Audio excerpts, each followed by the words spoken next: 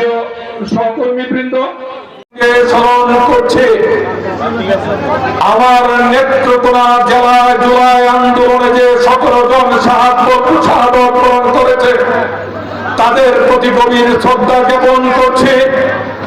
পাশাপাশি আমার বাংলাদেশের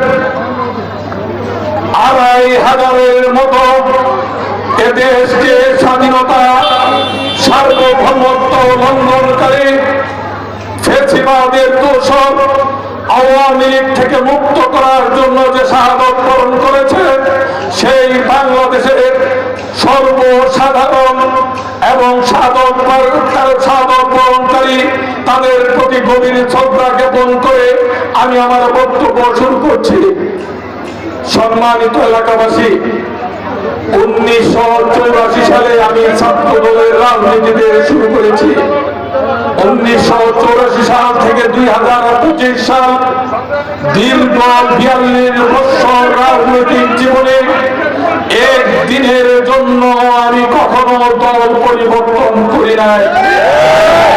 আমার নিজের স্বার্থের জন্য আমি কখনো আপোষ করি নাই। আমি বিএনপি ছেড়ে কখনো জাতীয় পার্টিতে যাই নাই। আমি বিএনপি ছেড়ে আওয়ামী লীগে যাই নাই। 1/11-এর সময় বিএনপি ছেড়ে পিডিপিতে যাই নাই। ছাত্র দল থেকে শুরু মৃত্যু পূর্ব পর্যন্ত বিএনপি আমার শরীরের ঠিকানা। আমার শরীরের প্রতিটা ধমনীতে শহীদ জিয়ার আদর্শের রক্ত। এ রক্তে কোনো খাত নয়, এ রক্তে কোনো ভেদাল নয়। আমার নেত্রী খালেদা জিয়ার প্রশ্নে আমি কখনোই আপোষ করি না। 84 সাল থেকে আজ পর্যন্ত অসংখ্যবার কারাবরণ করেছি। আমার বৃদ্ধ পিতা সহ কারাবরণ করেছি। আমার আত্মীয় স্বজন পরিবার পরিজন সহ দীর্ঘ সময় কারাভোগ করেছি। আজকে যে পরিমাণ মামলার মুখোমুখি আমি হয়েছি, বাংলাদেশের কোন জেলার নেতা 56টা মামলার আসামি হয় নাই। নেত্রকোনার ইতিহাসে সর্বোচ্চ সংখ্যক মামলার আসামি আমি। কারণ একটাই, আওয়ামী লীগের বিরুদ্ধে, আওয়ামী লীগের দুঃশাসনের বিরুদ্ধে আমি প্রতিটা সময় বুক চিতিয়ে আমি দাঁড়িয়েছি। আমি কখনো পিঠ দেখাই নাই। যারা বয়স্ক রাজনীতিবিদ রয়েছেন তারা জানেন 1998 সালে হাজার হাজার আওয়ামী লীগের নেতা কর্মী অর্থে ছটকে সজ্জিত হয়ে বিএনপির অফিস ভাঙচুর করার পর আমার বাড়ি যখন ঘেরাও করেছিল 1998 সালে, আমি বীর শিবালচলার হিসেবে হাজার হাজার নেতা কর্মীদের তখন আমি দৌড়িয়ে কেন্দ্র ছাড়া করেছিল। আমি আমার বৈধ অর্থ নিয়ে হাজার হাজার নেতা কর্মীকে আমি ছিন্ন ভিন্ন করে দিয়েছিলাম।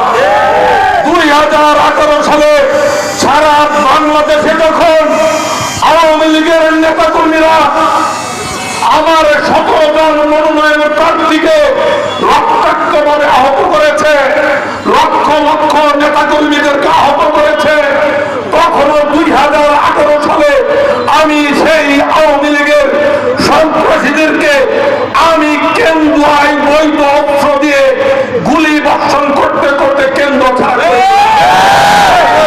এবং পরদিন চিরাং, মুজফ্ফর, পাইকুড়া 3টি ইউনিয়নে গণসংযোগ করেছি। এরপর দিন শান্তিগোনা ইউনিয়নে গণসংযোগ করেছি।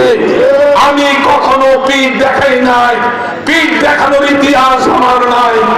চট্টগ্রাম বিশ্ববিদ্যালয়ে একাধিকবার আমি গুলিবিদ্ধ হয়েছি, চুরি আহত হয়েছি, কিন্তু পিছন দিকে কখনো চুরি আহত হই না। যা আহত হয়েছি সম্মুখ দিকে আবার সুস্থ হয়েছি, আবারও বিশ্ববিদ্যালয়ে গিয়েছি, আবারও সেই সন্ত্রাসীদেরকে মোকাবেলা করেছি।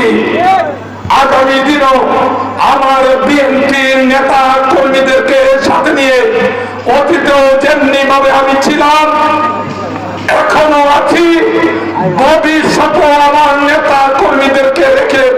যাব না। 2006 সালে মনোনয়ন পেয়েছিলাম, অনেকে মনোনয়ন ছিলেন। আমার রফিক ভাইও বলেছেন এরকম 12 জন মনোনয়ন প্রত্যাশী ছিলেন আমাকে ছাড়া। আমি মনোনয়ন পাওয়ার পর অনেকে যা সাথানের শীষে নির্বাচন করে নাই, কেউ মার্কা নিয়ে দাঁড়িয়েছেন, কেউ কাঠালো মার্কা নিয়ে দাঁড়িয়েছেন, কেউ ট্রাক মার্কা নিয়ে দাঁড়িয়েছেন।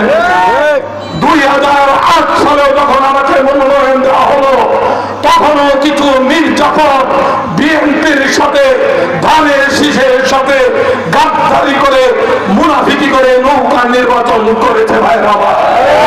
2018 সালে যখন আমাকে মনোনয়ন দেওয়া হলো, তখনও অনেক বিশ্বাসঘাতক সেই অসিত কুমার উকিলের নির্বাচন করেছে। দীর্ঘদিন আওয়ামী লীগের সঙ্গে থেকে ঠিকাদারি ব্যবসা করেছে, কোটি কোটি টাকা কামিয়েছে, আর এখন সেই টাকা নিয়ে মাঠে নেমেছে।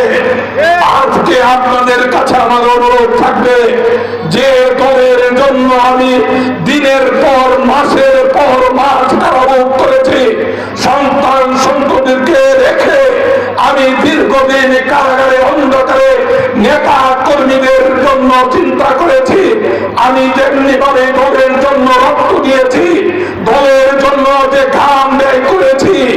অনেক নেতা কর্মী যারা মনোনয়ন চান, এইটুকু পানি অনেকে খান নাই।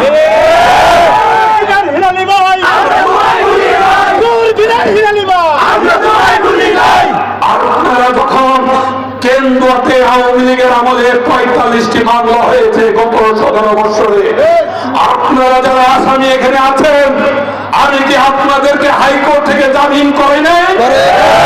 নেত্রকোনা জেলা থেকে মুক্ত করি না? আপনাদের কাছে আমার অনুরোধ থাকবে, দুর্দিনে আপনাদেরকে পাশে ছিলাম, আমার অর্থ বৃত্ত দিয়ে আপনাদের মামলা মোকদ্দমা মোকাবেলা করেছি। আগামী নির্বাচন আপনারা আমার পাশে থাকবেন, এই ফরিয়াদটুকু আপনাদের কাছে করছি। আপনারা কি থাকবেন না আমাকে? আলহামদুলিল্লাহ, আলহামদুলিল্লাহ, আলহামদুলিল্লাহ।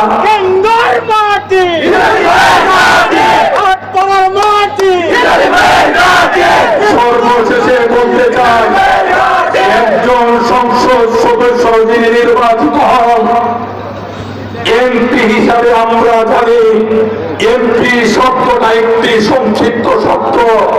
পূর্ণাঙ্গ এপ্রিভিয়েশন যদি বলি, সেটার অর্থ হল তার জ্ঞান থাকতে হবে অপরিসীম, তার আন্তর্জাতিক বিষয়ে জ্ঞান থাকতে হবে, অর্থনৈতিক বিষয়ে জ্ঞান থাকতে হবে, এটা নিয়ে সংসদে আইন প্রণয়ন করতে হবে। যার সেই জ্ঞানটুকু নেই, সে যদি সংসদে যায়, দিনাজপুরের মহিলা এমপির বক্তব্য শুনেন নাই, সারা বাংলাদেশ পরিচিত করে দিতে। বক্তব্য রাখার সময় করতেই সংসদে সময় চলে গেছে। শেখ হাসিনার প্রধানমন্ত্রী শব্দটা উচ্চারণ করতে পারে নাই, কি বলেছে? প্রধানমন্ত্রী। মনে আছে আপনারা ভিডিও? অনেক এমপি সংসদে যারা এই ভাষণটা দিলে কেন্দ্রবাসীরা সবাই চিনবো। কেমনে চিনবো? এই যে একটা যে সংসদে ভাষণ দিব, এই কারণে চিনবো। এইভাবে চিনতে ছিল এটা কি চাই না? এই পরিচয় আমরা পরিচিত হইতে চাই না। এই কেন্দ্র মাটিতে জন্মগ্রহণ করেছে বাংলাদেশের অস্থায়ী রাষ্ট্রপতি শাহাবুদ্দিন আহমেদ। এই কেন্দ্র মাটিতে জন্মগ্রহণ করেছে হুমায়ুন আহমেদ। এই কেন্দ্র মাটিতে জন্মগ্রহণ করেছে অবিভক্ত পাকিস্তানের অর্থমন্ত্রী নলিনী রঞ্জন সরকার জন্মগ্রহণ করেছে এই কেন্দ্রতে। এখানে শিক্ষিত লোকের অভাব নাই, এবং শিক্ষিত লোকরাই সংসদে আইন প্রণয়ন করবে, সংবিধান প্রণয়ন করবে, আন্তর্জাতিক জ্ঞান রেখে